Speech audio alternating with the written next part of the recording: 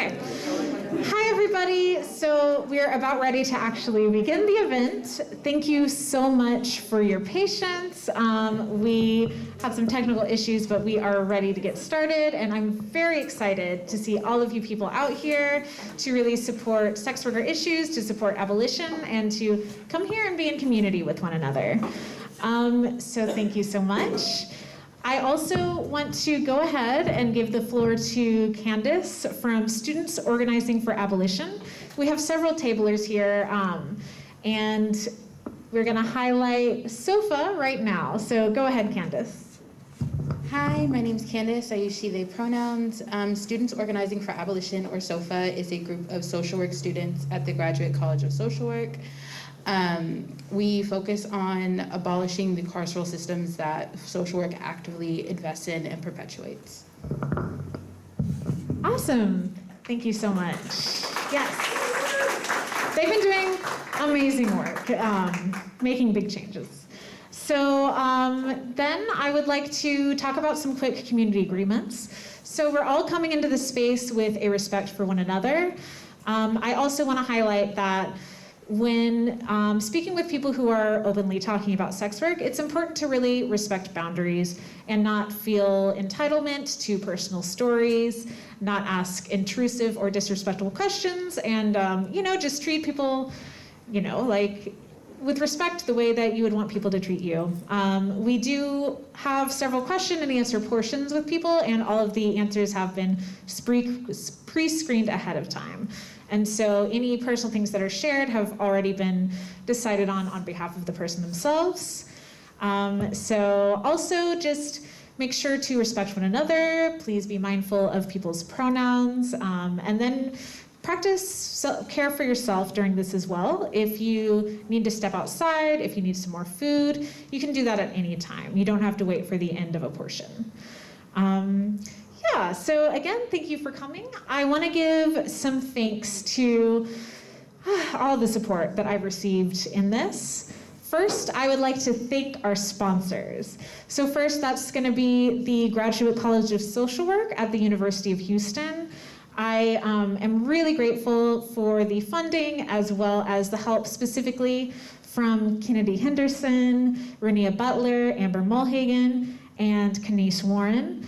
I also want to thank Alan Detlaf. His leadership as an abolitionist dean really helped me feel like this was an event I could bring forth, and he provided a lot of support for that.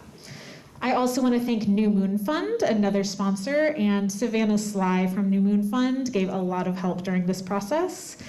And thank you to Houston DSA, who's tabling right over here, another sponsor, and the steering committee and volunteers really helped out. I'd also like to thank Lilith Fund for financially supporting, and West Street Recovery for acting as a fiscal sponsor, which really allows this to happen. And then I also want to thank people in my community who really helped out with this. So first, I'd like to thank my right-hand man, Adam, right over here. I would also like to thank Melissa, who's with Houston Abolitionist Collective. They'll be the bingo co-host for today. I also want to thank Marlene, who couldn't make it, but she helped out with some Spanish translations for descriptions and things. I want to thank October, who is our DJ for today, who has also provided support. I also want to thank Luis with Community, who also wasn't able to make it, but he has been a great support throughout this process. I want to thank Dave, who is on AV, really making sure this is going to happen. And then I also want to thank all of the volunteers who came out and helped out. Thank you so much. And then lastly, I want to give thanks to a few participants. So thank you to all of the organizations who are tabling. Thank you for the work that you do in our communities, and thank you for coming out and sharing this space with us. Also, thank you so much to the speakers for really giving care into this process, and many of whom traveled from Seattle, Atlanta, and Miami. Thank you so much for participating in this and believing in this event. And then, of course, I want to thank everybody who's attending, and whether it's in person or online, thank you so much for being part of this. Also, for online attendees, just so you know, there is a link to Spanish captioning in the chat. So it would be a separate video, but it'll be the same stream with Spanish captioning. All right, and so without further ado, I would like to introduce our first speakers. We have Nina Myers and Rusty H.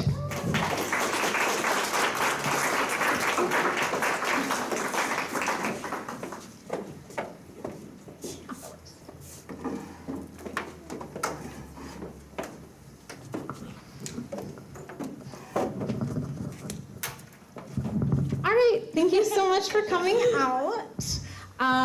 So this segment is called Harm Reduction and Solidarity, a panel discussion with Nina and Rusty. So first, I would like to ask if you could each introduce yourselves.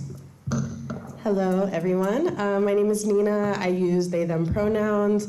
I am a Black, queer, non-binary person. I was raised here in Houston, but I currently live in Miami. I have done community organizing for, I'm like, oh my, how many years? At least 5. Yeah, I was starting out like straight out of high school, but as soon as I got out of college in maybe 2020, I was more hands-on, joining organizations here, educating myself as well during the climate of like some really hard things.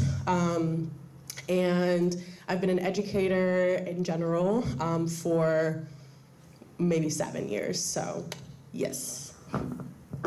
Thank you, Nina. My name is Rusty. My pronouns are they, them. I'm a two-spirit. I'm from Houston, Texas, and been organizing with Nina for a very long time, so I'm very excited to hold space with them and talk, because we've been through a lot together. And it's very exciting. And thank you, Jessica, because this is very fun. Yes, shout out to Jessica for throwing an amazing event, and she has really been so intentional with everything and really respectful of our wishes and how we want this to be executed, so I really appreciate that. Thank you so much. Yeah, so both of you have done really amazing organizing work. One project that y'all have worked on is Harm Redux Houston. So I was wondering if you could share a bit about what it looks like to provide harm reduction in Houston. So Rusty can probably talk about this a little bit more, but we actually kind of, in the beginning stages, kind of evolved. This is how I met Rusty, actually. But we kind of evolved from a different organization that was more of like a nonprofit. And we really kind of had to think about what it is that we want our community work to look like, and how we can move away from anything that feels restricting or inaccessible to a lot of people. And with a lot of houseless folks here in Houston that really needed a lot of help, we had to kind of, I don't want to say ditch, but kind of ditch a lot of the ideologies and principles that a lot of nonprofits hold in order to really cater to our community in the way that they needed. So harm reduction, we did like literally, we were kind of recounting this earlier and I was like, wow, we really did like a lot of stuff. And we can kind of break both of these down side by side, but just like a list of things that we kind of did was like Narcan trainings, Narcan distributions, teaching people how to do reversals for opioid overdoses. Rusty used to table at punk shows and distribute literally the same materials they have over there, shout out to y'all, like Plan B and drug tests and condoms and safe sex materials, Narcan, everything. We also tried to do a bar training. We'll talk about that later. But we tried to do a bar training where we could basically train the bartenders at bars here in Houston to learn how to also do the same Narcan training, because these are spaces that not always and frequently not are not safe spaces for a lot of queer people, for a lot of victims, for a lot of femme-presenting people as well. And we wanted to make sure that these people are also knowledgeable about the dangers of what goes on in bars, substance abuse, and things like that as well. And what else?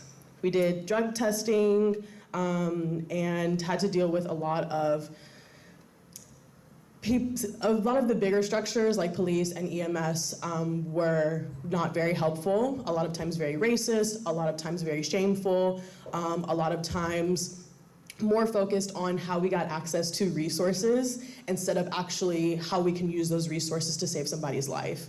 And so in that same sentence, that's kind of why we strayed away from using a lot of the resources that we think that we have here in Houston, because a lot of them are still very limiting. And we distributed lots of clean needles and things like that for safe drug use as well. Thank you, Nina. To pick off where Nina left off, yeah, we strayed away from nonprofits because they were very limiting to what we wanted to do and what we could do to offer to our community. If you don't know already, having a syringe on you is a felony. If you have insulin or something, you have to be able to show it. We were driving around with lots and lots and lots of needles, lots of supplies. So we're putting our bodies on the line for our community as well. And we were, I remember a time that I was doing an overdose reversal, and this was in Magnolia Park, and so predominantly Hispanic, and a cop, I thought I was going to get arrested for reversing this person, because they were like, why do you have Narcan? What's in your car? Why are you here? How do you know this person? And luckily I was serving out of a smoke shop, and that's where we did a lot of drug testing and a lot of community engagement, because that was like a point of the community. Everyone went to that smoke shop. Everyone, you got to know the dealers and the people that were buying from the dealers. So we faced a lot of repression, and we're also trying to work while doing this as well. So it was very, very hard to continue doing that work, but we did. And Nina they worked in houseless camps. We're walking into homeless camps and providing a lot of resources to these people at risk, of facing repression from cops or even people in the camps. And I remember you had to stop serving a camp because there was some interpersonal things going on that made it hard to serve that community. And you can't be there's no outside security to support us that we're doing this, because we can't be we don't talk to the cops anyway, but there is no safety line for us doing this work, and also safety line for these people in these communities, because if there's a problem, the cops are going to go there and they don't care, And we had, I think this was in Austin, but there was the sweeps were getting extremely bad as well. So we, unfortunately, they had to pull out from doing that. So, yeah, that's it. To dive into a little bit more about what it looked like for our harm reduction organization specifically, Rusty touched on the reversals and had a lot of encounters with police and EMS who were just literally giving them the hardest time, especially when I don't think people understand how urgent it is to save somebody's life, to ensure somebody's survival and well-being. And when there's life-threatening situations, I am only worried about saving this person. I'm only worried about making sure that this person is healthy, that they're safe, and being questioned by police to where you could potentially be arrested or be in trouble, especially when it's a felony to carry these types of resources now, is very scary, and it puts us at risk. It puts a lot of grassroots organizations at risk, but it is literally saving people's lives. And so you kind of just have to understand that you are at risk, but it is necessary work that needs to be done. In terms of the bar training, I said that we tried to do this because we did try to do this, and we did do a tabling at one of the clubs in Austin, a queer club in Austin, which went well, but we had some difficulties with bar training in general because a lot of people were either claimed that they were interested, or whenever it was brought to them, they didn't see it as a priority, and also coming from, you have Black and brown people at the forefront of this organization. A lot of times we were very dismissed, or again, not prioritized. But when there are white organizers, usually it's automatically a yes, it's no question. So we had some difficulty with that in terms of the bar training that we were trying to do, but we would still love to be able to train bartenders. I think it should be common knowledge for everyone to know how to use Narcan. There's nasal Narcan, there's injectable Narcan. Nasal Narcan is very easy to use. There are signs that you can look at in a person if they are overdosing. There are certain things that you need to remember, like turning the person on their side in case they throw up when they come to, so they don't choke on their throat. Little things like that I think really should be common knowledge that the average person needs to know. Whether you are a drug user yourself, whether anybody in your circle is, you could literally be walking on the street and literally see somebody and I'd immediately identify the signs and immediately be able to save that person's life just because you're carrying Narcan. A lot of EMS cannot say that they can do that, and a lot of police officers cannot say that they can do that. A lot of them, their response is to immediately punish the person and immediately throw them in jail, immediately fine them, and put them back out onto the streets, basically with still no resources, still no support, and yeah.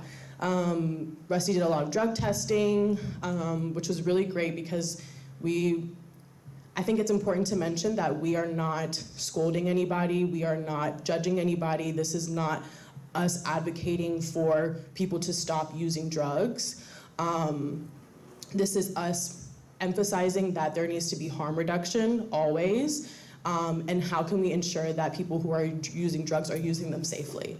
That we make sure that you are still alive tomorrow, that your survival is priority always. So that also goes with distributing clean needles. I used to be part of an organization working with specifically houseless folks, and I feel comfortable disclosing this because I trust y'all. But I used to also distribute weed because a lot of people are getting off of or trying to get off of Kush, which can be in mixture with other drugs, can be very harmful to your system. And a lot of people were like, I really would like to do this, but if you don't know, withdrawal can be fatal at times when people are trying to quit things cold turkey. The body is literally not used to that, and it can put you into a shock. So mixing it with weed or and like being able to wean yourself off of it can be really helpful for a lot of people who choose to do that. So we would help houseless folks or older people who have a lot of joint pain and need it for medicinal properties as well. And yeah, that's just kind of the tip of the iceberg of some of the stuff that we used to, a lot of stuff. But that's most of the stuff that we did in harm reduction, so yes. Thank you so much. That is amazing, and I really appreciate how you tied in that the ways that we can actually help people are not already being done through carceral systems, they're actually being prevented by carceral systems, and that because the nonprofit industrial complex has to abide by all these rules, sometimes those also cannot provide the kind of help that people need immediately. And thank you so much for your work in that. Next, I want to switch into talking a little bit about policy, specifically regarding sex work. So a lot of social workers who are tuning in do work in policy or are interested in careers in policy. And one policy that a lot of people seem to think could be a positive is called the end demand model or the Nordic model. And this is a model where essentially it's saying we're only going to criminalize the client of sex workers and we would not criminalize the sex worker. Could you talk about what the actual impact that policy like this has on sex workers? I think Rusty, you said you wanted to start out with that? Yeah, sure. Rusty's also going to be quoting from this really amazing book that y'all should definitely get into. It's called Revolting Prostitutes, The Fight for Sex Worker Rights. It's by Juno Mack and Molly Smith. It looks like this. It's a super great read, very informative, and Rusty is going to quote the Nordic model from this because it describes it very well.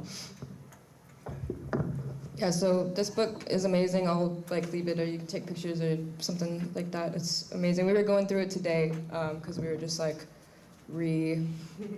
trying to, not remember, but like restart our brains, because I'm not an educational person. But it's really good because I feel like a lot of the like papers that come out on this kind of stuff is way over my head as a full circle booker. It's just not my thing. And this book takes like the knowledge from like the hard research that they did and put it in like layman's terms where I can sit and I'm like, that makes sense. Like I remember like some of the things we were like, that makes freaking sense.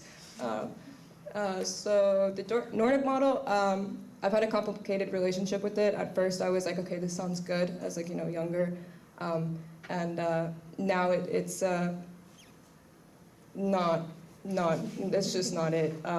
So it's supposed to, protect the workers and criminalize the clients. But when you criminalize the client, I'm not making money. I lose, and like there's Canada, no, it's Zimbabwe. Zimbabwe, they do, they give money to the sex workers, in replace from getting the client. And I think that is 100% exactly what you should be doing. If you don't want me to work, you should be giving them money or resources. And Nordic model is lying. They say that like, oh, like, we're criminalizing the client, but we're really putting resources into the worker because like we care about the worker. But it's not true. That is, they say sex workers need to sell sex much more than the client needs to buy it. And criminalizing the client doesn't do anything for me. It takes money away from me, out of my pocket. And that means like, I have to go out and find a new client. So I have to screen somebody. We lose so much security. Even if this person is bad, we're still losing money. So it's not, and they even have like programming. So in Canada, if you get arrested, like if your client is arrested, you are also taken to court and you have to be in this programming, like this program that is supposed to help you leave. So exiting, they call it exiting services, which is also just problematic to begin with, because no. No, I don't dream of labor at all, but, so they would give you money, well, that was in Zimbabwe, my bad. Canada, no, they make you go through a program and they try to get you to stop doing sex work and not actually helping you at all. I think, you wanna? I think kind of like not the key point, but like a point that I think is notable to mention is that like in Zimbabwe, for example, like Rusty said, they are at least replacing the income that you would make. And again, this is just like a job like anybody else. A lot of us do not want to work, and I love my job, but I do not want to work. And I do it for my survival. I would like to not work full time, but that is for my survival. We live under capitalism, so that is how things work right now. But I think it is important to mention that they supplemented whatever it was that the sex worker would be losing. In Canada, it is a very shameful, very judgmental point of view, and it is, okay, how can we get rid of this? How can we end the demand without supplementing anything, without providing any resources, without providing any survival, literally anything? How can I make sure that your rent is paid? How can I make sure that anything that you were paying for, whether that be mental health services, whether that be I have animals or pets or something like that, medical care, literally anything, how can I make sure that those will be replaced? And with this model, that is not happening.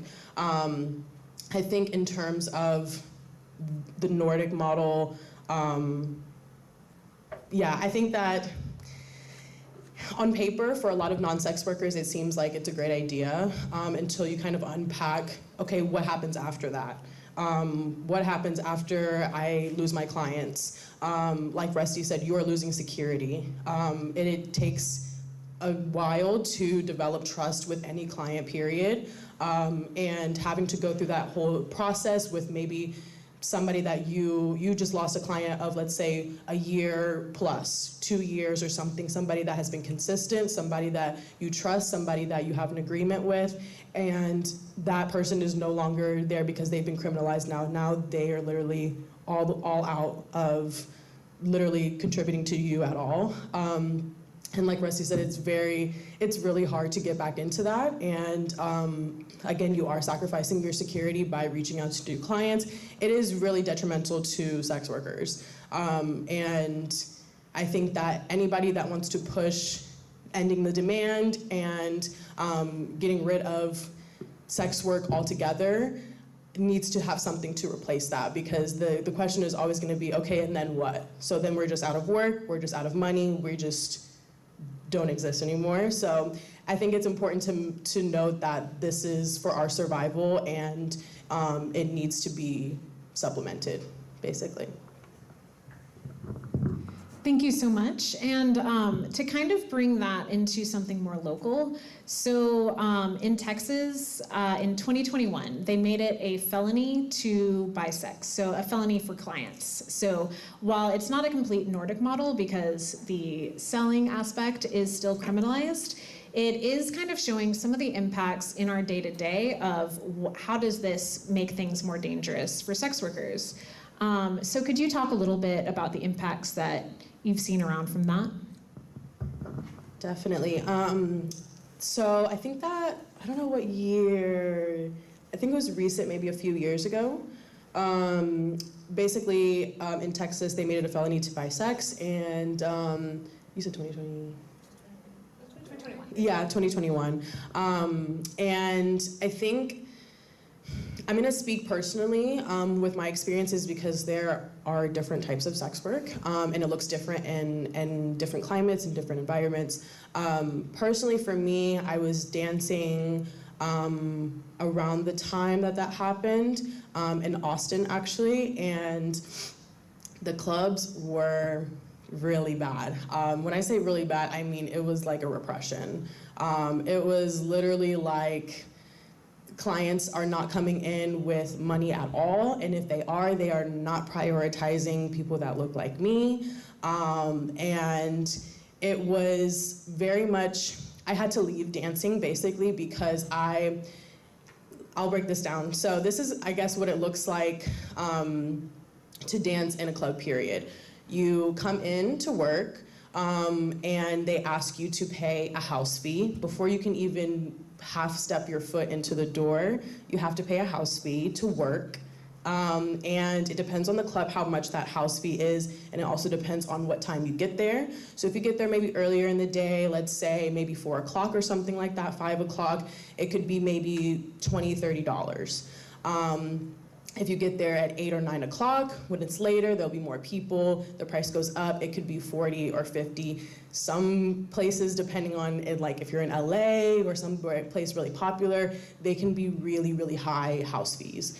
And again, you cannot work. You will not be allowed to work unless you pay that house fee up front. Some places will kind of, if you're like a regular and you work there, they will maybe say, okay, I know that you'll make this money back so you can pay me after your shift. But a lot of places, especially if you're new, will say, you don't have it, you can't work. So you cannot even work without paying the house fee. Then you get in, you dance, and you have like your stage, but you also have private rooms. Private rooms are where you would make your most money. But you also have the stage where that's where people should be coming up to you. You can chat with them, things like that.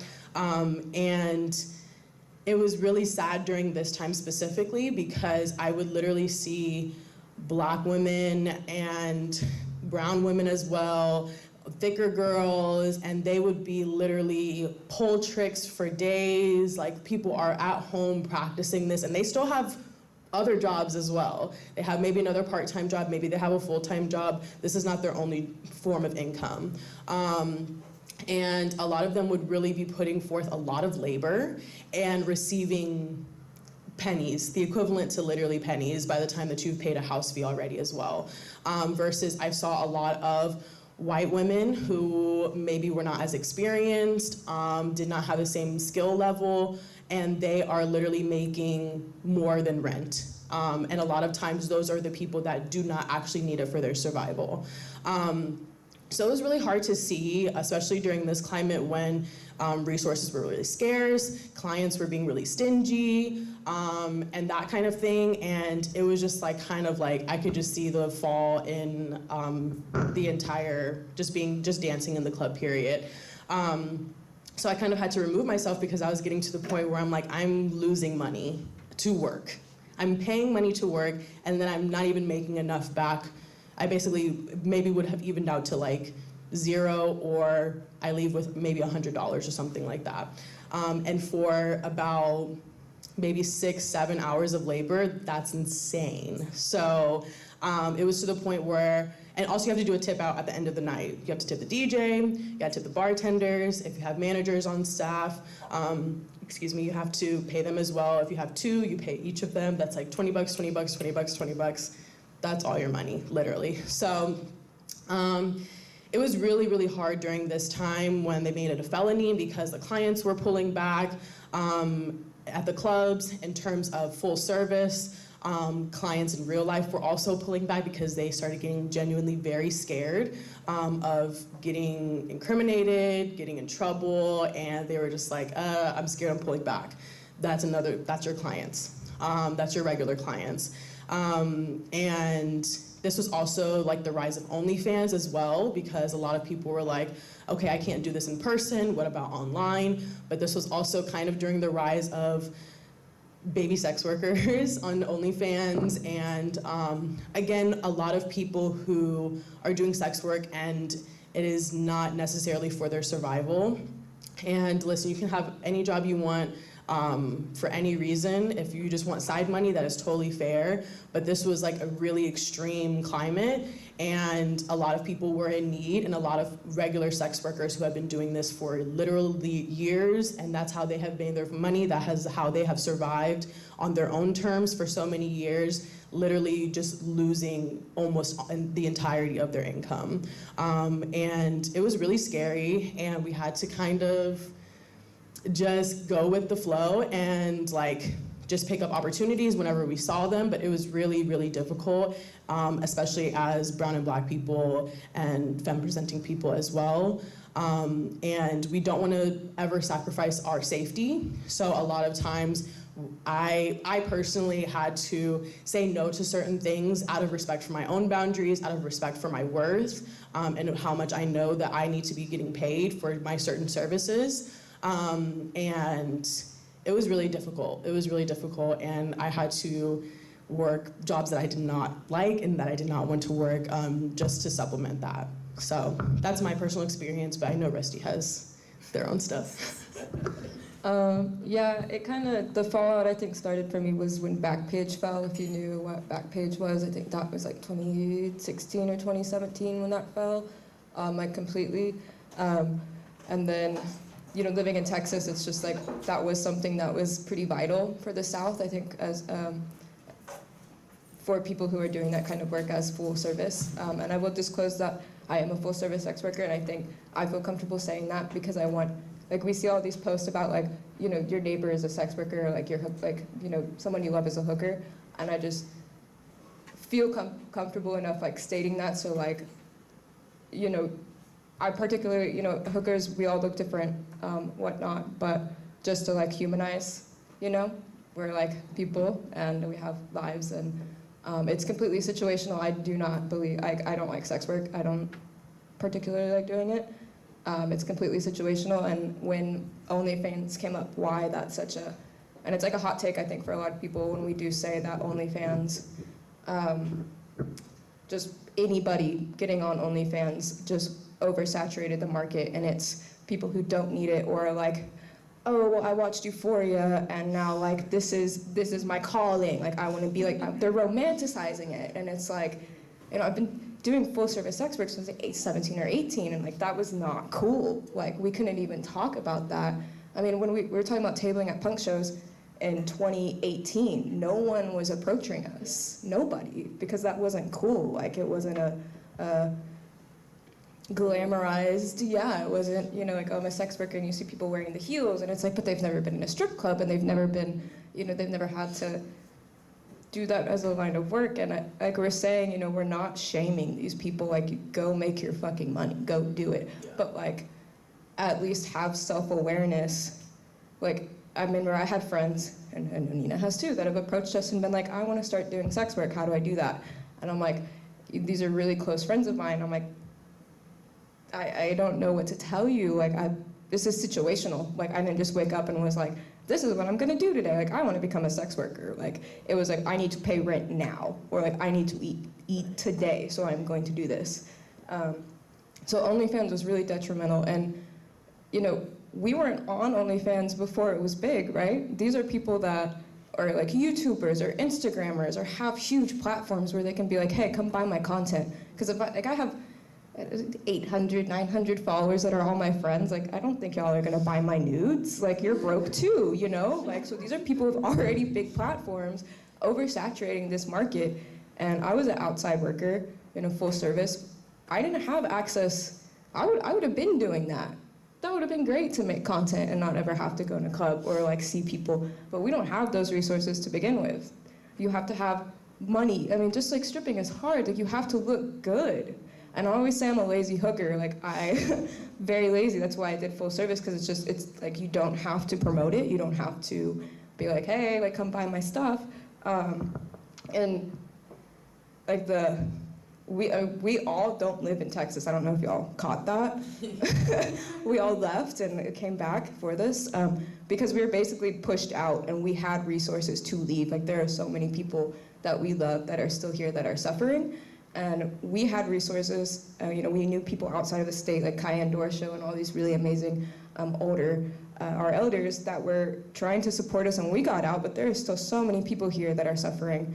I mean, you still see the blades, which is where the sex workers walk, all the time, all day here, you know, and there's no protection. And, you know, we have hierarchy, like the hierarchy is insane. Like, not all strippers, but there's just like, there's the OnlyFans and the strippers and, you know, the sugar babies. It's like very glamorized. And then, you know, the hookers are just completely left to just like in the same realm as drug users. And I think that's why we're so powerful together, and why sex workers are so strong to begin with, because we have to provide our own community.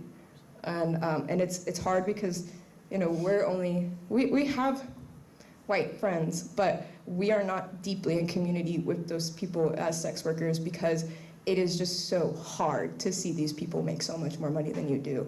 And it's not, I want these people to make money, yes, but it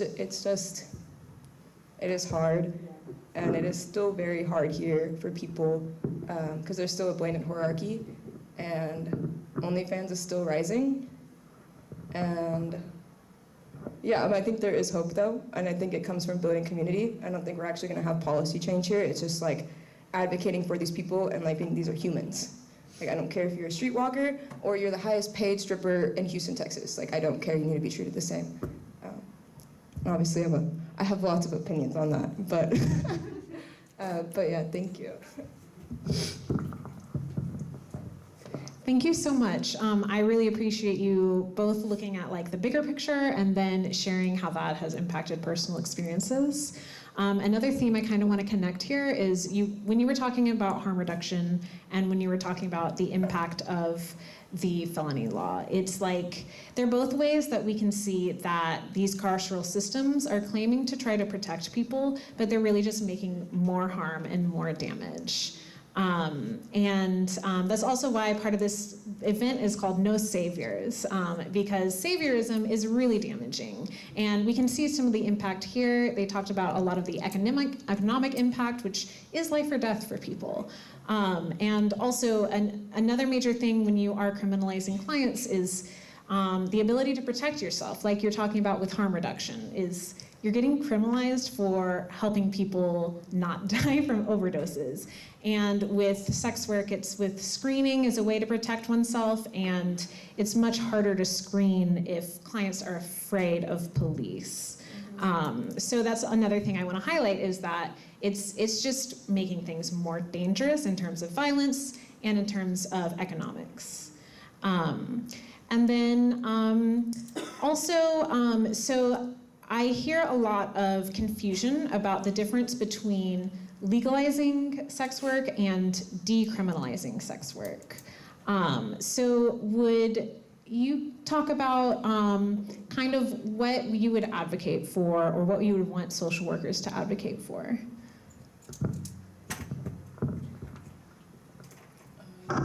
We were just talking about that in the hotel, the difference between like decriminalization and legalization, because that also like ties into trafficking, and it's like where we live in Houston, and that needs to be talked about. But decriminalization, it's like weed, you know. It's like you can do it, whatever, but if it gets to a certain level, then they're gonna try to stop you. So like stripping, cool, but if you're trying to see a client afterward, no, like that's just not gonna fly. So it's very limited, and it really doesn't help much of anybody, and it's basically saying, like, you know, if I'm being treated badly by my pimp, I can be like, hey, police, like, this guy is like, or this person is being really horrible to me, please help me. And, you know, they would be like, cool, like, you know, we're gonna go criminalize this person, but you're also gonna get in trouble because you called. You're doing this thing that is not okay. It doesn't matter if it's consensual, unconsensual, you're being trafficked. They're probably gonna want to say that you're being trafficked. Doesn't matter if I said yes to this guy and it ended badly. It's still gonna go poorly for me. And that's kind of the same thing with the Nordic model in Canada. You still have to go to court and you have to go through a certain program to get you out of it. And they should just be giving you money because I'm obviously doing this for a reason, or give me another job, I don't know. So legalization would just be like, anybody can do it. There's also not a lot of protection around legalization as well. And we'll never actually reach a point of legalization. I think decrim is possible, but weed isn't even decriminalized everywhere. So how the hell are we gonna get sex work decriminalized? So it's basically like, I don't really believe in either. I think decrim is cool and could be productive, but I don't think to the people that actually need it and that need resources to leave, or just to have it as an extra side job. I think the only way around it is community support, having community like things in place if this is going wrong, and it takes a lot of work, and it takes a lot of it just takes a lot of work, and I don't think we have those community structures in place to do that. But do you have anything? Honestly, I totally 100% agree with everything Rusty said. I agree. I think that if when we think about it like weed, it kind of makes a little bit more sense. And like, of course, in Houston, let's say, I could maybe walk around and smoke and maybe nobody would say anything or do anything. However, let's say if I was already, let's say I'm in a situation where a cop is already like not feeling me, super pissed off, or could literally just look at me and be like, I'm making assumptions, and this is what I think that you're doing, and this is what I'm gonna this is what I'm gonna tell myself that you are doing, so automatically you're gonna be punished for it. That alone is my security. So even though it is better than where we are now, it is still not a flawless policy, and it is still not even in action yet.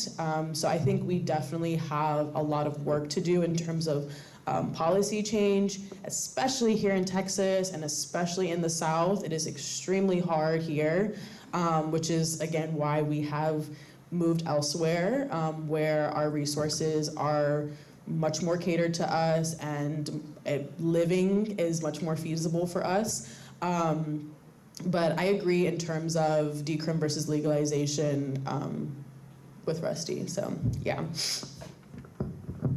Yeah, and just to kind of put, just like a quick way to put that in perspective a little bit, or like legalization isn't actually making it so that sex workers wouldn't be criminalized. It's like you're criminalized if you're not doing it in the way that the government wants you to do it. So if you're not working within a brothel that's certified, you might have to do licensing, you might have to do all this other stuff. And so if you're not doing it, which if you have less access to resources, you're less likely to have access to the legalized versions. So it's still not, it doesn't help everyone. It only helps people who are more privileged, yeah. And then decriminalization would be more removing just getting rid of those laws about anti-prostitution. And so that's the difference there. But even decriminalization, like you were kind of alluding to, like police are still going to target the same people. Yeah, and sex work laws still target the same people. So that's why our movement needs to be focused in abolition, in ending criminalization of all people. Yeah. Thank you so much for y'all's perspectives on that. And then, so since this is a social work space for a lot of us, one aspect I wanted to talk about is the family policing system, which is also called the child welfare system. So have you seen any ways that this system has impacted sex workers and their families? Definitely. I would say the most that I have seen that in is in the clubs. If you have danced at any point in your life, you will know for a fact that at least, I was gonna say at least one person, but almost half, honestly, of a lot of the dancers that I've seen have children, are mothers, and a lot of times are literally clocked out at 6 p.m. at their full-time job, have their duffel bag already in the car, literally go straight to the club and work until 2, 3 in the morning, all night. And again, this is not because, oh, I just love not sleeping and overextending my body and just overextending my body, but this is for survival. This is for my children. And I think a lot of times social workers who maybe are uneducated on the specific topic, maybe have a certain idea that has been placed into their head about sex work, have this idea that sex work is, if you are a sex worker, you are automatically neglectful of your child, irresponsible towards your children and your family, and irresponsible and all of these things. And I 100% disagree. If anything, I feel like you adding labor to your plate just to make sure that you and your family are eating, their well-being is okay, they are safe, they're at home. This work is so far from what my family is and my household. This is so far from it that it would never put my kids or my family in harm's way. If we have to protect ourselves and our own security, I think any mother would absolutely do the same for their children. And I'm not gonna say this is for every situation, this is for every case, but the people that I have encountered are truly the greatest people ever, and they are really amazing mothers, and they do so much for their children, and it's really upsetting to see people work so hard and literally have to deal with custody battles, literally have to be on the phone like, oh my gosh, I don't know if my child is okay, because they're alluding that I am neglecting my child, they're alluding that this, and a lot of times it is, again, a lack of resources. It is, I don't have the means to do these things, and what other job do you know that is usually working until 3 a.m.? It is, this is what I'm doing, this is what I'm choosing to do within my boundaries that is going to, take care of myself and my family. So I think it's really important that sex work, the idea of it is not assumed to be neglectful, that is not assumed to be irresponsible. I think it is quite literally the opposite. And I think it's really upsetting when a lot of these policies keep the same sex workers from having other resources in addition to basically just tearing down their entire family. A lot of them also don't have access to counseling or therapy, mental health resources, and these are the people that need it most. So in my personal experience, in the club specifically, I have seen the most, a lot of mothers. I would say also in full service sex work, I have also seen a lot of mothers. And again, it is so far from my family. I personally know some sex workers that have relayed their status with their children, and they have a very healthy connection. And this is not, hey, I'm telling my child that you should be a sex worker in the future. It is absolutely not that. This is what I'm doing as a mother. I want to disclose this with you because I trust you and you're old enough. And these are the things that I am doing to make sure that there is food on this table. This is what I'm doing to make sure that me and your well-being is good, that the rest of my family is okay. Most of these people do not have just one child, they have more than one. It is extremely, especially now, I know everybody in here knows the prices are going up. Like, it is really hard out here, and people are literally just trying to survive. And I think it is really upsetting to see people really like slaving and working to the bone to make their ends meet, and then still have to deal with the law, still have to deal with prosecution, still have to deal with incarceration, all of these things. And I have seen that secondhand, so yeah. You said everything. Yeah, I don't have anything to say.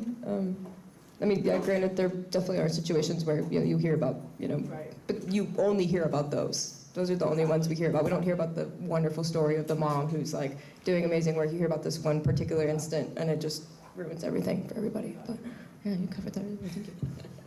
I think that also like reminds me of when we have like these stories in the news that are like, oh, this little girl struggled so hard and she's only 10 years old and she raised all of this money for her family to have food on the table. And I'm like, that is not a happy story. That is like really sad and really depressing that a child has to literally not even think about just being a kid and having a childhood and having fun and learning and growing, but I have to figure out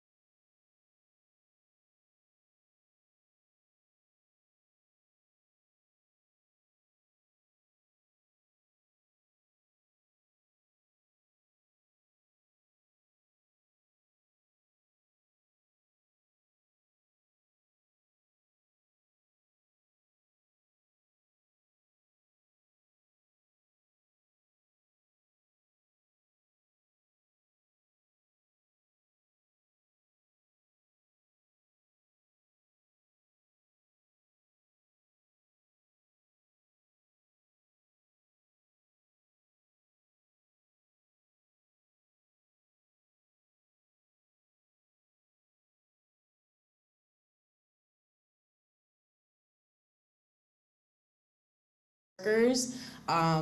Me personally,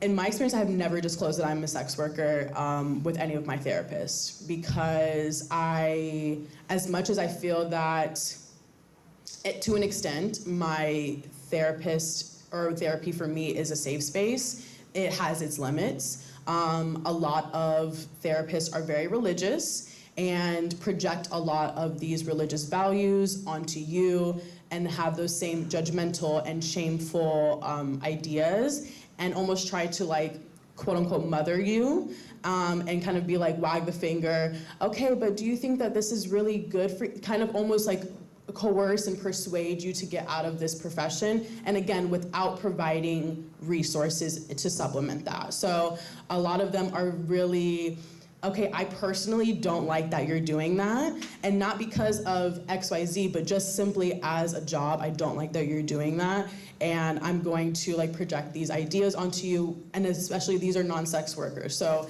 I personally am not going to listen to a non-sex worker about sex work, point blank period. I'm sorry, I'm just not. And it is really hard to, sex work can be very traumatic. And I personally have had a lot of trauma from sex work, sexual assault, physical violence, literally so many things, racism, colorism, not to me specifically, but racism, yes. Literally anything, body dysmorphia, gender dysmorphia, all of these things are really, really like heavy and it is like critical, essential to have a safe space where you can break those down and talk to a trusted person about any of those things. And if you don't have that safe space, you are literally just internalizing all of that. Or what I have done is literally just like have a community, build my own community with other sex workers, and literally have conversations with people like Rusty, my elders as well, who have been in sex work for a very, very, very long time, and know a lot more than I do. Reaching out to them and asking for advice and things like that. And that is really, it's not sad in the sense that I have to reach out to my community, because my community has really carried me for so long, but it is really sad that I have to reach out to people that I consider friends for mental health resources. They are not my therapist. They are my friends. And it is really, I know that they love and care about me so much that we could literally dig into my mental health and my needs forever, but it feels very unfair, especially when people are getting paid as their job to provide these services for anybody, period. Everybody, I think, needs therapy. But this job specifically has so many underlying themes that are really triggering and very traumatic, especially as a Black queer person, especially as a non-binary person. I experience a lot of gender dysmorphia in sex work. And even if I'm not directly being attacked or things like that, we see things in the news. We see how trans women, especially Black trans women, are treated already, let alone as a sex worker. So I think without having that safe space, it is like really detrimental to the well-being of any sex worker. And I think for social workers or therapists or counselors that are looking to be quote unquote sex worker friendly, because we literally have had to hunt for sex worker friendly therapists, and a lot of them still claim that they are and are not so much necessarily. I think it is really important to read and to learn and to talk to sex workers and really unpack our ideas about sex work, what we have been told about sex work, and just a lot of people just take that information and run with it, and it is incredibly wrong. And a lot of people are talking to also non-sex workers.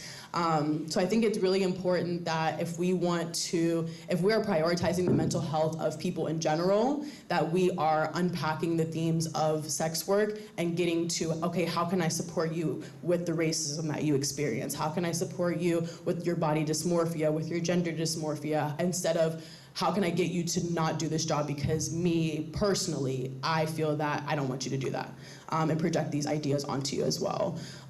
So that's kind of my personal experience. I do encourage therapy for A whole new generation that is getting incredibly traumatized, like young kids. I mean, there's like 15-year-olds that were on OnlyFans, young kids that are doing this, and we need that. There needs to be some sort of set, and I don't think, it's not like you do this and you'll be cured, but there needs to be something, and I think it needs to be done by sex workers, and that is why our community, that is why people are going to school and getting educated to do this, because, I feel like Nina's like a therapist, but Nina doesn't have, we don't have certificates to do that, and it sucks that we have to go and do that to be seen as, somebody who can offer that help, and it's really hard, and it would be great if there was one of the 5 is a white sex worker who is a therapist, which is amazing, but we would not be able to relate 100%. So there would be a barrier, and I still, that person is beautiful and wonderful and does so much and has offered so much, but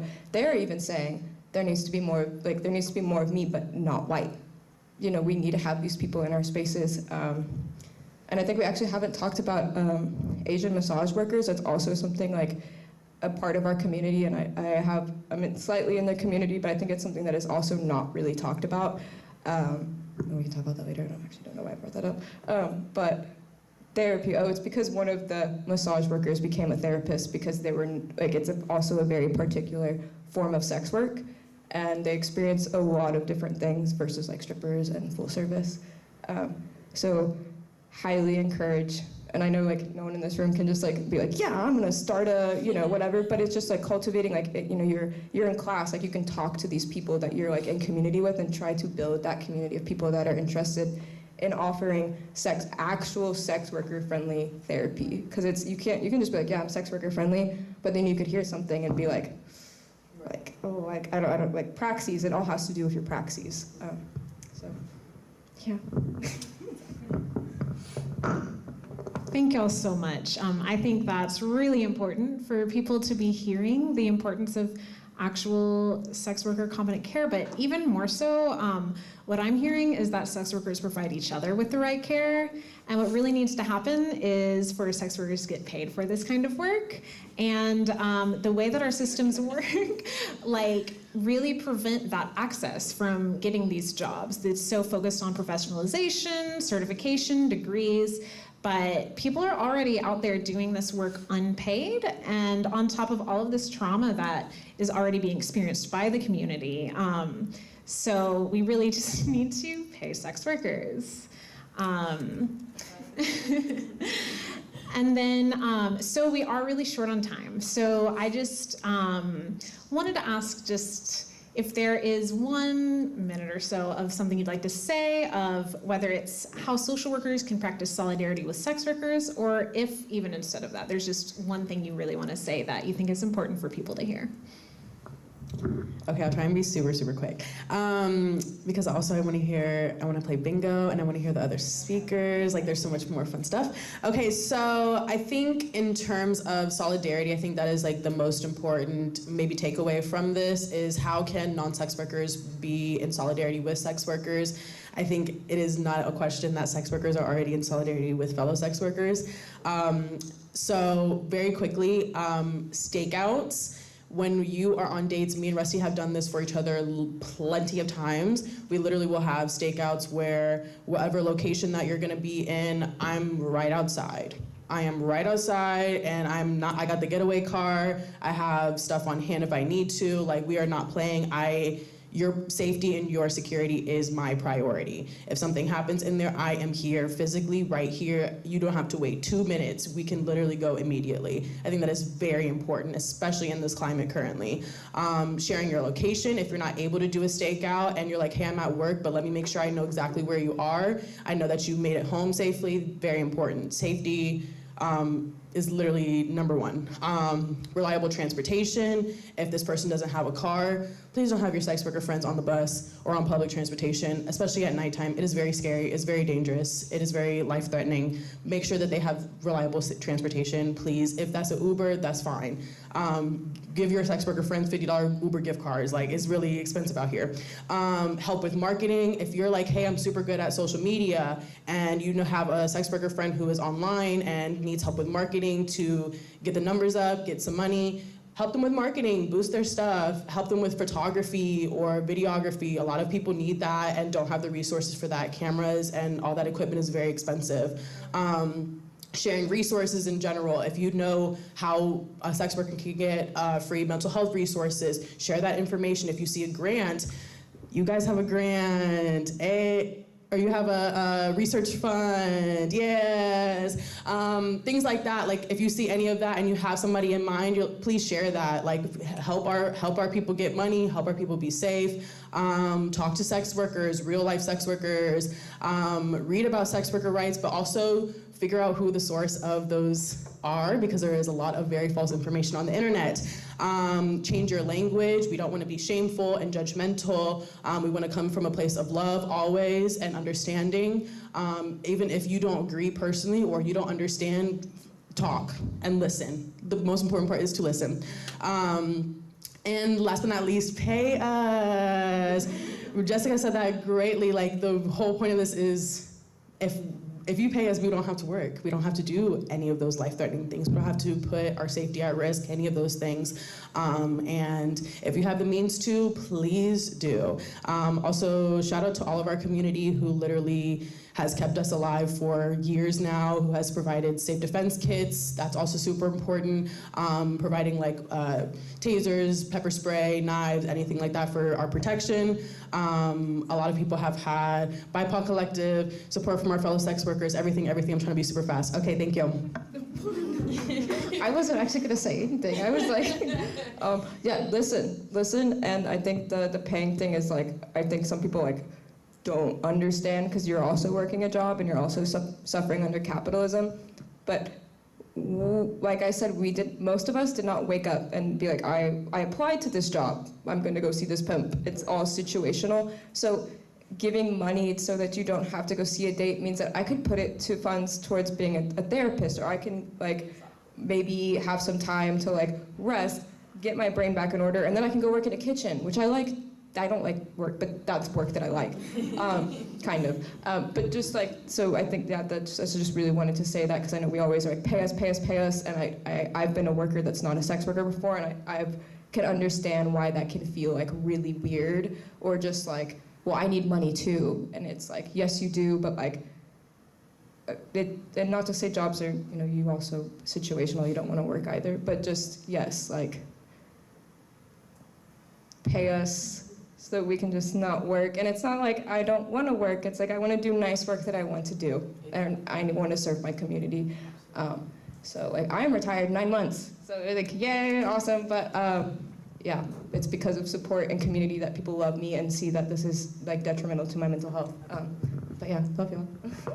Thank y'all so much for listening and learning and just being here and sharing love. I appreciate y'all.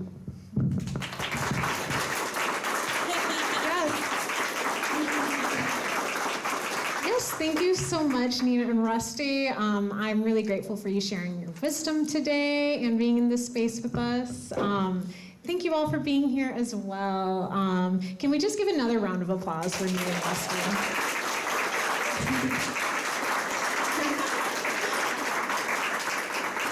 Okay, so we still have a lot of awesome things. So let's take a 10-minute break, and then at around 6:50, we will start our next segment, and that's going to be with the wonderful Kristen Coco Valentine. Thank you so much. Okay, everyone. Thank you again so much for being here. We are about to start with our next segment, which is going to be a little conversation with Kristen Coco Valentine.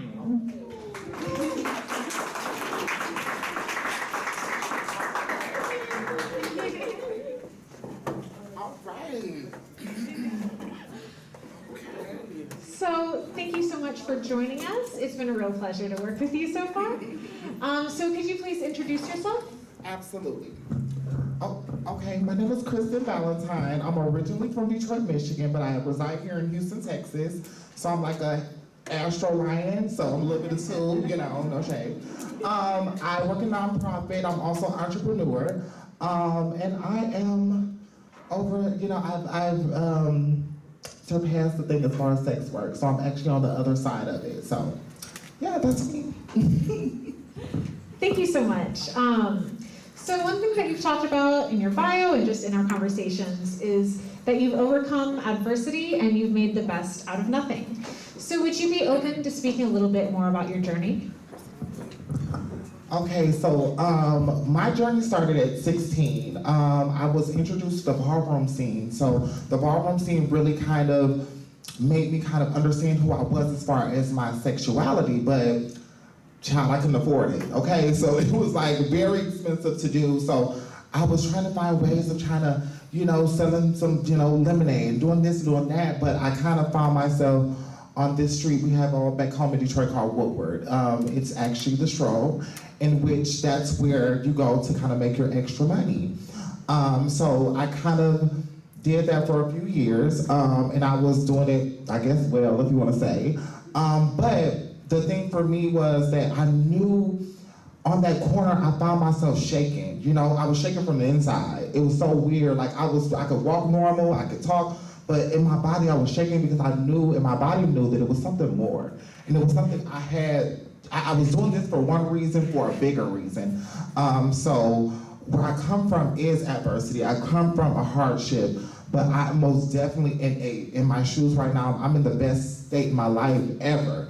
And that's just because of sex work, to be truthfully honest. It's because I did learn the hard knock life, and as well as the good part of life. Because one thing about sex work, it does have a rough side, but it also does have a great side, unfortunately. Okay, and basically that's about it as far as for me. So yeah, I come from humble beginnings, but I'm blessed and happy now. And like I said, what you can take out of that situation can always make a better life for you. It's just how you use it. Thank you so much. Thank you. And also, so now you actually work at a nonprofit. And so since we're in a social work space, a lot of us are going to work in nonprofits. But of course, a lot of these spaces really lack sex worker perspectives. And of course, this can lead to a lot of misconceptions. So would you talk a little bit about some of the misconceptions you've seen about sex workers? Absolutely. Well, first thing for me is that people kind of think sex worker as one thing, as laying on your back or walking the street, but sex work has all different forms. There's phone operators, there is a massage therapist, there are a lot of different forms of sex work, and all of them are not a bad thing. Actually, sex work is not a bad thing. It's just what you choose to do with your body. You know, one thing that we kind of forget is that we're born by ourselves. So we get to choose how we want to do what we want to do it. You know what I'm saying? And a lot of times people put a filter or put things on how we should represent ourselves. So as far as misconceptions is concerned, some of us are happy with doing this.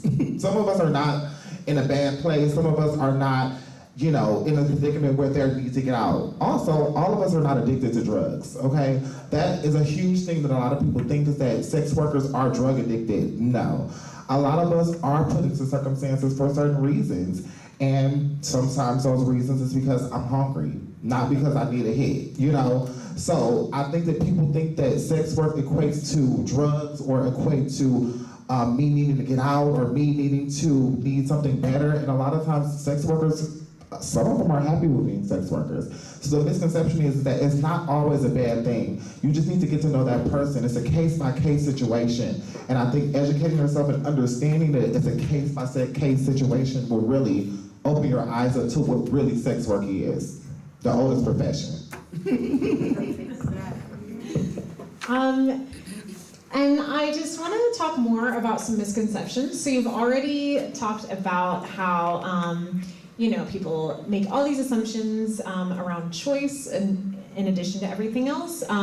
So there are a lot of misconceptions around whether choosing sex work versus being forced into it.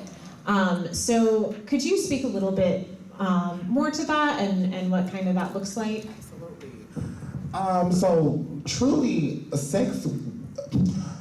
traffic and being a sex worker, it sounds different because it is. You know, I'm a former sex worker, so I got to choose my rate. I got to choose where I post. I got to choose where I wanted to go. I got to choose if I didn't want to suck it or if I did want to suck it. True C.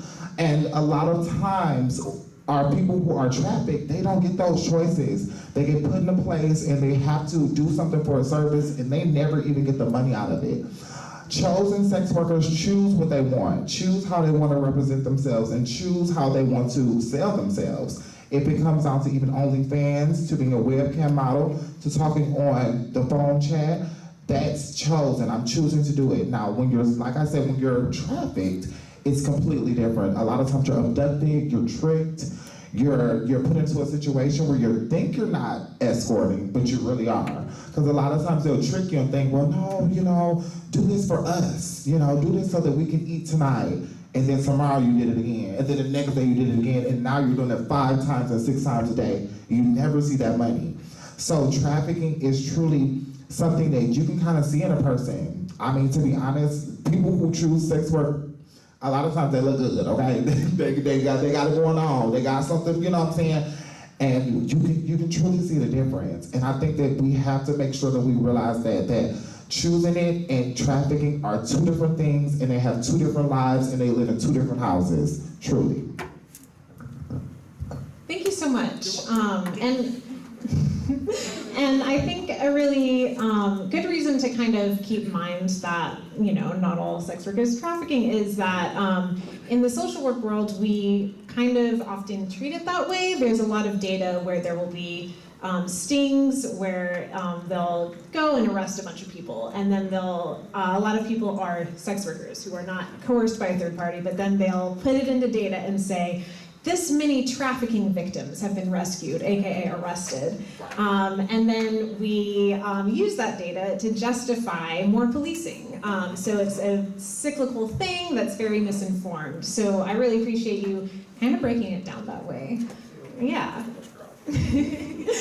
And then, so yeah, you've talked about making the best out of nothing. Could you talk about some of the strategies you've used to transition out of sex work into a different career? So I think that people who are sex workers a lot of times forget their great capabilities. Customer service is the one on the top, right?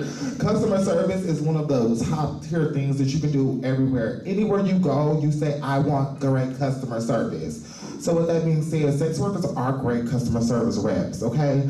They talk that talk, they talk what they want. A lot of times they have to negotiate, so they're great at negotiation. They're great at a lot of things that people truly think is like natural to do, but they are really, really good at it. So a lot of times, and for me, I think that personally, being in this type of field and working in this type of way, hold on a second. You know, you get that little right there. It's like, dang, I've been trying to get it over the whole time. But this time I say, you know what, let me just pause. Okay? It's about strategies to transition. Perfect. Okay, now that all get that, sorry. So, like I said, things that I most definitely used within getting out was every third client I had, I saved it. Every time I did something that was a little extra, I always rounded it off because I knew eventually I needed to get out of this. I knew that this was just for right now, so I said, well, let me do something that I can't get a bank account, I can't get this, so I went and I bought and it's okay to do this. Buy like a little lockbox, and every other client or every other person you deal with, save that money, put it to the side. You'll be surprised in 6 months how you have $1,000. You'll be surprised how you say, oh wow, I got this $1,000 to go towards. So really, thinking about the future is the best way to get out of it. You know what I'm saying? A lot of times staying stagnant is really because you're thinking, okay, well let me put up my ad in this city to make the next money, but you don't ever think, well, okay, let me put my ad up so that I know I'm gonna make this amount of money to save it to this so that I can go here. Strategize yourself. Put things in perspective like a business, because you have to remember this is a business. So taking those proper steps into saving money, taking those proper steps and getting insurance. I know this is crazy, and I did already say it took me steps and time, but taking those steps and writing it out. I wrote out everything that I wanted. I wrote out everything that I wanted to do. And I knew that it would take a little bit longer because I'm not doing anything that I get a 2-week check. I'm not doing anything that I'm gonna get, for retirement or get anything like that. So I knew like, okay, girl, when you put that money in there, don't get it out for McDonald's. Don't get it out for you have to tell yourself, you have to talk to yourself because really it's all about self, okay? That's the first thing to get out of it, yourself. If you want it, you're gonna do it. And a lot of times you have to remember, this is not the long game, this is the short game. This is only to get you to the next level. So saving every other third client, putting that money to the side, thinking about your future, those are steps that I took and it got me to where I am now, so I know that they work, truly. Thank you so much. And so you talked about some of the strategies you used that were very independent strategies. Oh, thank you. But I also want to talk about, like, since a lot of social workers are in the audience, what kind of supports would you like to see that you aren't seeing right now for sex workers and, including those who want to transition? Truly, I don't see enough support groups. I don't see that. I see it for alcoholism, I see it for drugs, I even see it for abuse, I even see it for shoppers, okay? Because I'm a part of it. And that's a whole nother thing, okay? But, so with that being said, I don't see that enough. I don't see that enough. I don't see us talking to each other and encouraging each other. Because imagine if I was in your group with you and you were able to give me something out there to give you something like, girl, save that money. And you was like, well, girl, make sure you don't go buy them dresses. Okay, like you need that. You know what I'm saying? You need a support system. You also need funding. We have funding for everything, but we don't have enough funding for our girls or our people to transition out. It doesn't take a lot. You know what I'm saying? Also, like I said, these people are great with customer service. These people are great with communications. These people are great with negotiating deals and businesses. Why not support these people and go to community college? A lot of times they have records, but you can go to community college. And a lot of times you think like, oh, I can't work. I never had a work record. But if you've ever volunteered, a job looks at that as well as work. Okay, so if you've ever volunteered and you've ever done something out here, because that's really what helped me. Just because I volunteered, I just took that step anyways. I love senior citizens, so I volunteered a lot with the seniors. And I didn't know that I could put that on my resume and that was gonna help me get a job. You know what I'm saying? Because the job wants to see work experience, but they also want to see, are you even doing anything? So sometimes taking those steps and just opening up your mouth will surprise you. I think that we all think that a lot of times that I have a record, I have this, I have that, I have all this stuff going on and I don't need it. The support that I think that you guys can really do is also just making sure that with that means that educate yourself, knowing that if you do have a record, you can still get a job. If you do have a record, you can go to school. If you do have a record, you can get an LLC. You can still get your business. You can become, I'm an entrepreneur as well. And that also, I work for myself. Yes, I was a prostitute. Okay, fine, and it's done. You know what I'm saying? And it's done. You can do the same thing. So just remember that.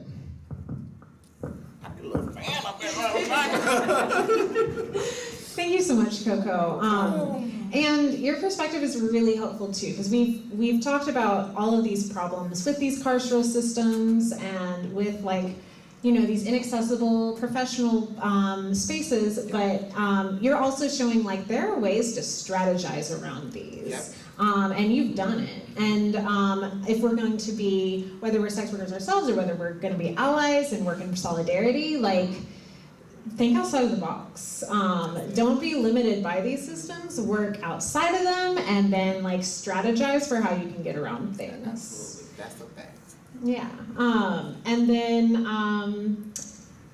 so this is actually most of what we came to discuss. But you've given so much wisdom. Is there anything else that you would like to share before the end of this? I guess I'll just wrap it up like this. Never allow, people or situations to ever hold you back, Life is life, you know what I'm saying? And you gotta live it, you know what I'm saying? You're gonna fall, you're gonna bruise, you're gonna hurt, you're gonna cry, you're gonna get cheated on, you're gonna lose some money. You're gonna lose a lot of money. But just know that life is gonna always life, okay? And that's all. Live it, be true to yourself, and just allow yourself to live life. That's it.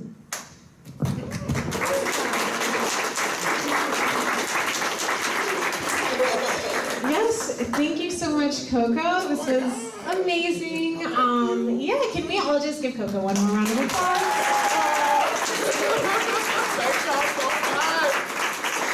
That was an amazing segment. And it was I love you. Okay, and so next coming up. So next we have the amazing Amy Koyama. She's coming up right now with a beautiful chihuahua named Kitty.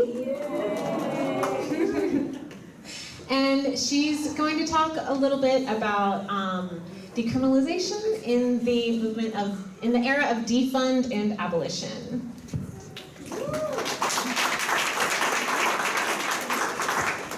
And Amy's got this. I'll just leave the floor to you. Hello, people. Hi. Oh my God, people are so nice here. See, people talk shit about Texas, but come on, look at everybody here. We're great. Amy's from Seattle.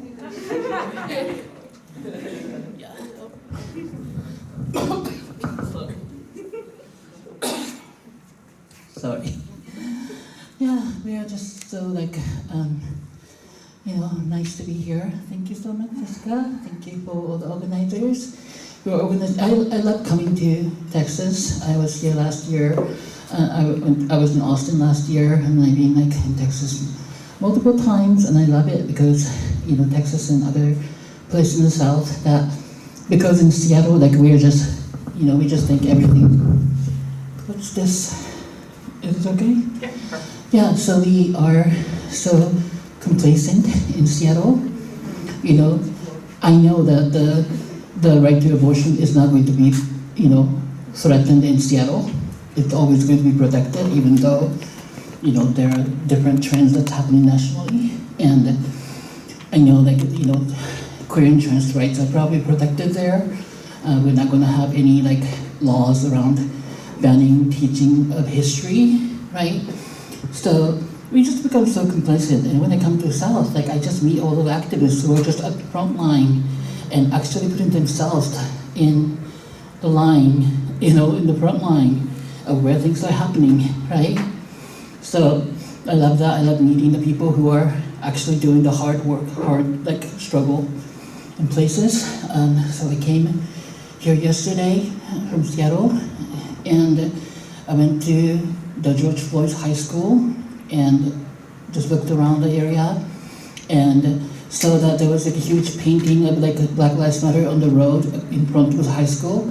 And then when I looked up, there were two signs. There was one sign that talks about the gang enforcement, you know, activity going on, and then another sign that says there's like a civilian patrol to fight crimes. So students going through that school is going to see this like a hugely mixed message, right? On one hand, we have this message saying that Black Lives Matter, and then on the other hand, you have all the signs that you're a gang member, you're criminals, you know, you're being watched, right?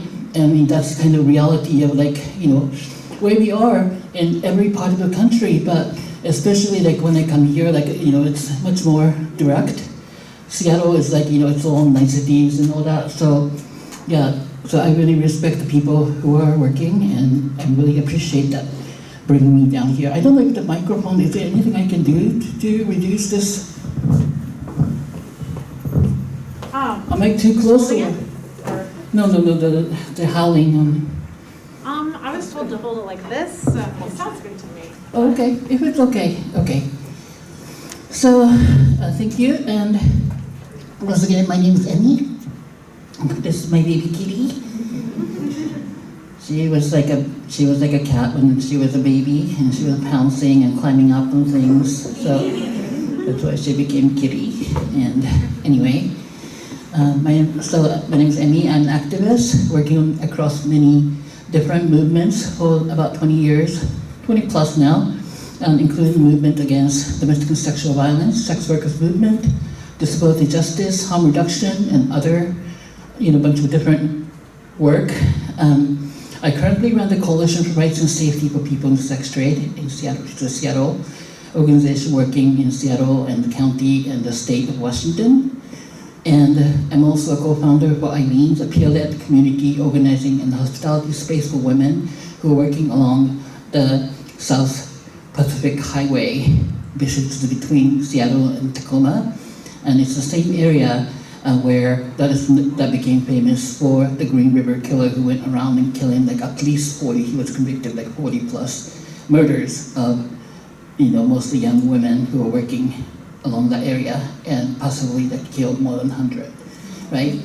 And police had his DNA evidence for years before they did anything with it, because he was basically doing a favor for the community by cleaning up the street, right? So that's like and the women who are working there today are still facing the kind of similar hostility from local governments, local police, and neighborhood groups. They're a bunch of like, you know, not in my backyard kind of neighborhood groups are targeting them, right? So that's like where I operate. I also helped to co-found a massage parlor outreach project in Seattle. So it's like a group of people who are doing outreach to and doing organizing with massage parlor workers, mostly Asian women who are working in massage parlors and who came from like, you know, different countries, but mostly China, in a certain region of China. And I'm not part of outreach because I don't speak any of the language that they speak, but, you know, I was there at the beginning to support that and, you know, try to get it funded and stuff. So anyway, I was also a part of a Fuse Collective, a network of women and queer and trans people of color with history in the sex trade that came together around 2010 at the early height of the modern day slavery panic. We represented peer-led groups and grassroots organizations such as Young Women's Empowerment Project in Chicago, Different Avenues in DC, Women with a Vision in New Orleans, Native Youth Sexual Health Network, and Insight Women Call Against Violence. At the time, many of these organizations were actively surveilled by extremist Christian anti-trafficking activists, making it next to impossible to provide safety and anonymity to people we are supporting and organizing with. So the threat of surveillance and criminalization under the guise of fighting sex trafficking has not stopped, but we are witnessing renewed interest in decriminalization of sex trade. Bills and ballot measures to decriminalize consensual adult sexual exchange have been introduced in many states, including New York, DC, Hawaii, Massachusetts, Rhode Island, Vermont, Oregon, and mainstream human rights organizations such as Amnesty International, ACLU, and others have endorsed decriminalization, as did the National Anti-Trafficking Coalition Freedom Network. And the Survivors Agenda, a coalition of dozens of national and regional organizations fighting sexual violence, led by Tamara Burke and other women we call survivor leaders. So there are historical contexts for this development, with many contemporary currents coming together to give us an unprecedented opportunity for decriminalization. First, after FOSTA was signed to law by the rapist-in-chief, the Backpage and many other websites were shut down. After that happened, the horrific, life-threatening, and life-taking consequences of carceral anti-trafficking policies for people in the sex trade and our families have become too obvious and undeniable to ignore. And we've seen drug policy reforms, long supported by racial justice advocates, are finally catching on as a result of the whitening of the face of the opioid crisis today. Of course, like the Black Lives Matter uprising in 2020 and the larger movement for Black lives that raised awareness that policing and incarceration are not the solution for social problems. The language of defund the police, which is the idea that we need to divest from instruments of state coercive control and reinvest into the community-based solutions, as well as the notion of the prison abolition, received mainstream attention for the first time, even if they were often distorted, they often distorted what we actually stand for. We have also seen an increased criticism of carceral feminism, aka the white feminism, from intersectional and abolitionist feminist perspectives, which is making a connection between how our reliance on the carceral instruments to addressing domestic sexual violence have harmed survivors who are people of color, immigrants, poor, disabled, queer and trans, and so on, and how using the very same approaches to addressing abuse and exploitation within the sex trade will also do the same. And finally, the rise of the Save the Children meme online among the followers of QAnon conspiracy theorists and their violent actions forced some mainstream anti-trafficking organizations to confront exaggerated or false claims about the trafficking of children and young women that they have irresponsibly propagated in the past. Right? So many progressive organizations like those I mentioned before that support decriminalization share an analysis that decriminalization of sex trade is part of the larger struggle to decarcerate and decriminalize poverty and survival. Some of the organizations are what I might call the reformists, those who want to make the criminal legal system fairer by reforming its particularly egregious practices, while the rest of us are all the way abolitionists, believing that our existing U.S. criminal legal system, with its roots in the slave patrol and Pinkertonish anti-labor militia, cannot be reformed. Nonetheless, many of us do share this analysis that decriminalization is a part of the larger movement for a better future. But some of the recent legislative efforts around decriminalization do not necessarily come from our community or even our progressive allies. Some of the most flashy campaigns you hear about in the media, those that hire lobbyists, consultants, and public relations professionals, actually come from the Silicon Valley libertarians, the less famous associates of people like Elon Musk and Peter Thiel, who view the decriminalization of sex work from a libertarian ideology of less government and laissez-faire market capitalism.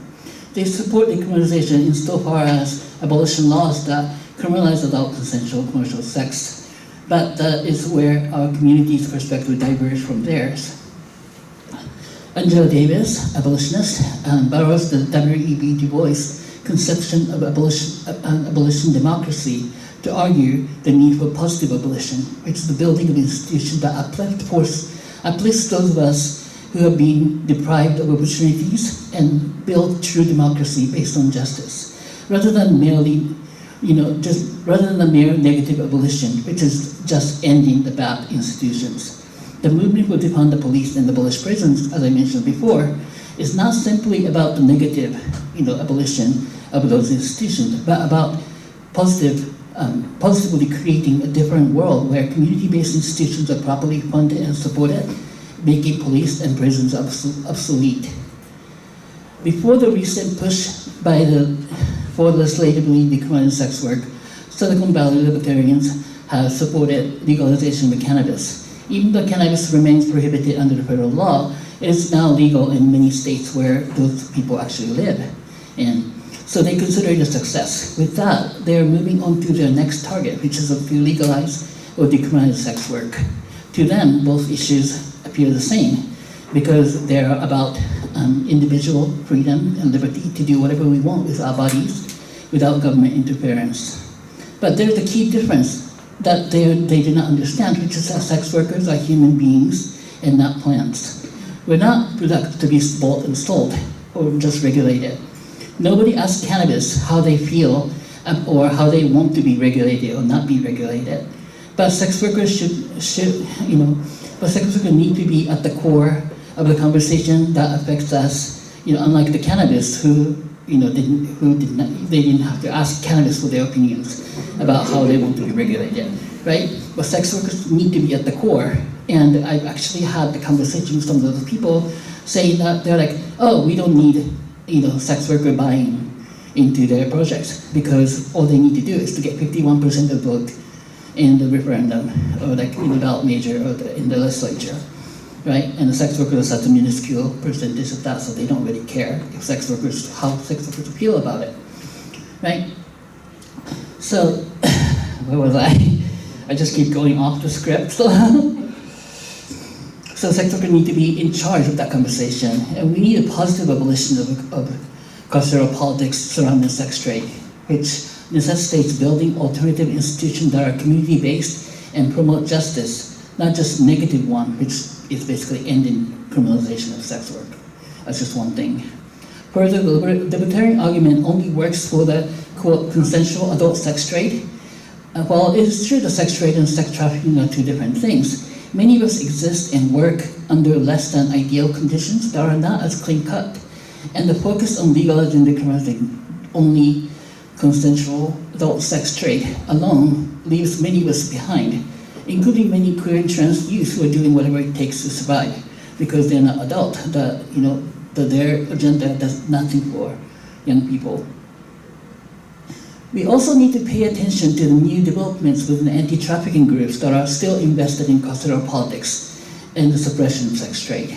Many of these groups have been predominantly white and Christian, but they are now co-opting the anti-racist and anti-oppression language, for example, by arguing that sex trade disproportionately harms BIPOC women and queer and trans people, people with disabilities and other marginalized communities, while they continue to promote policy that lead to the further criminalization of these very communities.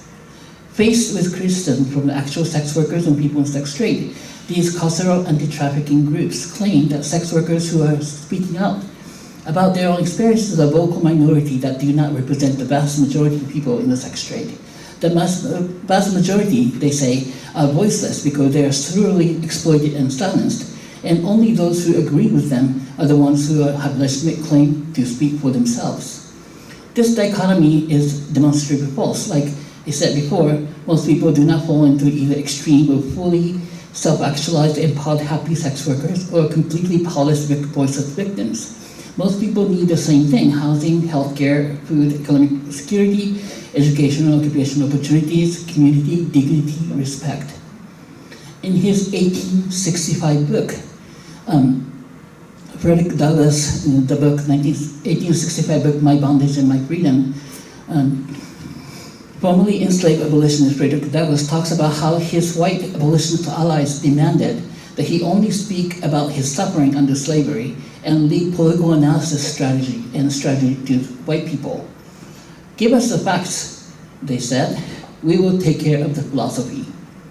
Similarly, our contemporary prostitution self-described abolitionist, which, by the way, is an offensive appropriation of the legacy of people who fought against slavery, which was a legally sanctioned institution, unlike contemporary human trafficking, which is just a crime, right? By those groups that are actively promoting policies that incarcerate more descendants of people who were enslaved, exploit survivors of abuse and exploitation within sex trade by asking them to repeatedly tell their stories, make them financially, emotionally dependent on them, and then swiftly disclosing and vilifying any survivor of people with history in sex trade whose views are different from their own.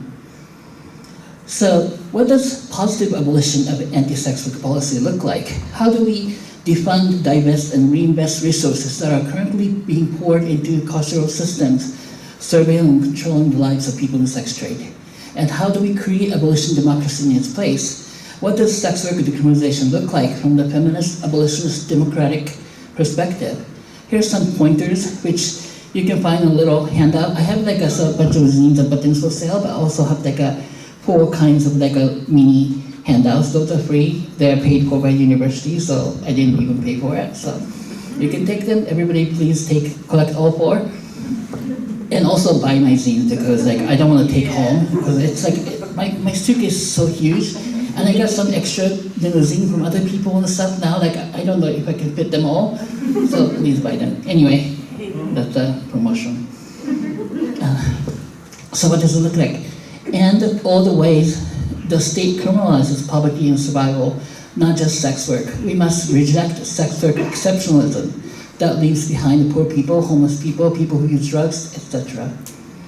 Divest from the criminal justice system as the primary means of addressing sexual violence, gender-based violence, and sex trafficking and hate violence. We need community-based solutions that prevent abuse, care for survivors, and surround wrongdoers with supportive change agents.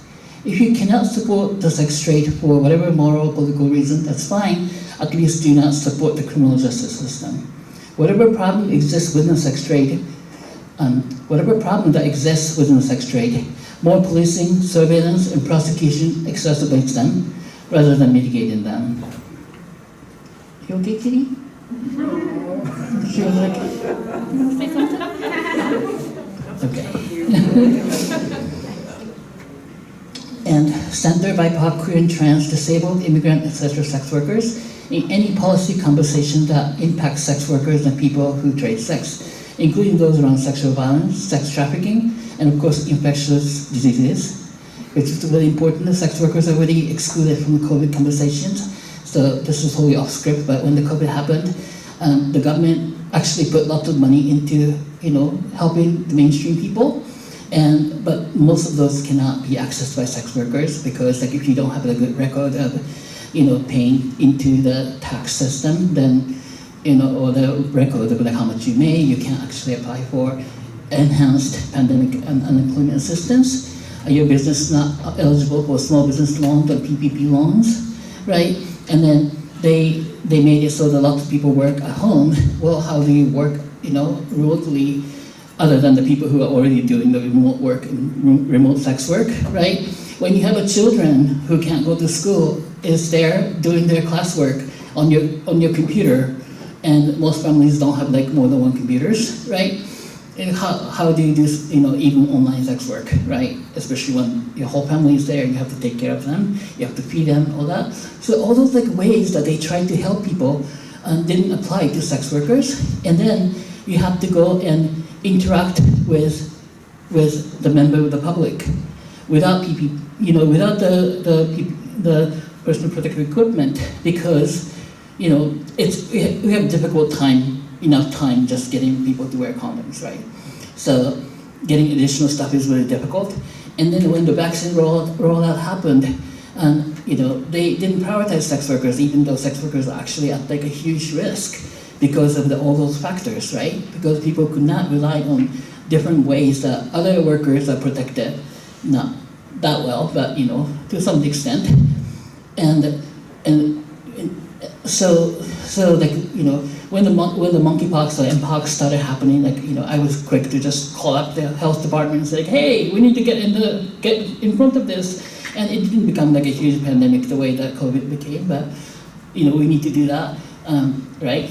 And sex workers in Korean trans community have a lot of lessons from the HIV crisis that being really helpful. I mean, we raised Fauci, right? Anthony Fauci was raised by ACT UP and the AIDS activists. Without AIDS activists, like he didn't know anything, right? So we raised him, and that protected all the people. Anyway, going back to my script. So defend the freedom and anonymity against the surveillance capitalism and the state that monitors, censors, and profits off of how we live our lives, including how we make a living to survive within it. Provide universal basic income and universal basic services. They are both important, which includes housing, healthcare, child and elder care, education for everyone, to have a whole range of options to determine how we live. Strengthen rights and protection for workers regardless of the industry. For example, migrant women, massage parlor workers have a lot in common with domestic workers and hotel cleaners, and they can benefit from all the worker organizing and advocacy that's been happening in those fields, right? Abandoned colonial extraction industry on indigenous lands, as well as U.S. occupation and bases around the world that create environments in which sexual violence and sex trafficking against indigenous and colonized peoples proliferate, and colonial legal arrangements that give U.S. foot soldiers, whether domestically or internationally, immunity from local rules. The oft-repeated statement that sex workers work does not imply that everything is fine when the sex work is considered just work. Work is not fine under our extractive late-stage capitalism. It means sex work is a site of feminized, erased, underappreciated, and often precarious care and emotional labor. It means that sex work is a site of survival, of struggle and accomplishments, of exploitation and resistance, and of degradation and dignity. Decriminalizing sex work does not begin and end with decriminalizing sex work. It is a framework that proposes a radical transformation of social, economic, and political structures to enable full lives and opportunities for all, and to build an abolition democracy. The Combahee River Collective once stated that if black women were free, it would mean that everyone else would have to be free, since our freedom would necessitate the destruction of all the system of oppression. I would argue that if sex workers are free, it would mean that all workers would have to be free, since our freedom would necessitate the destruction of all of the ways in which workers are harmed and exploited. So sex work decriminalization for its own sake does not even lead to decriminalization of sex workers. It will simply mean that there will be one less tool to target sex workers among many such tools, including quality of life laws, drug laws, immigration laws, child welfare laws, etc. In fact, many states have decriminalized prostitution for minors under the premise that they are victims rather than criminals, but that has not fundamentally changed adversarial relationship between the police and BIPOC and Korean trans youth, as they continue to be harassed, assaulted, and criminalized by the police. The true decriminalization of sex work must therefore mean the decriminalization and liberation of the whole society, so that the crime is not a category that the society uses to address inherent contradictions and consequences of unequal and unjust structures. It must mean that all workers and all people are finally liberated. So that's it.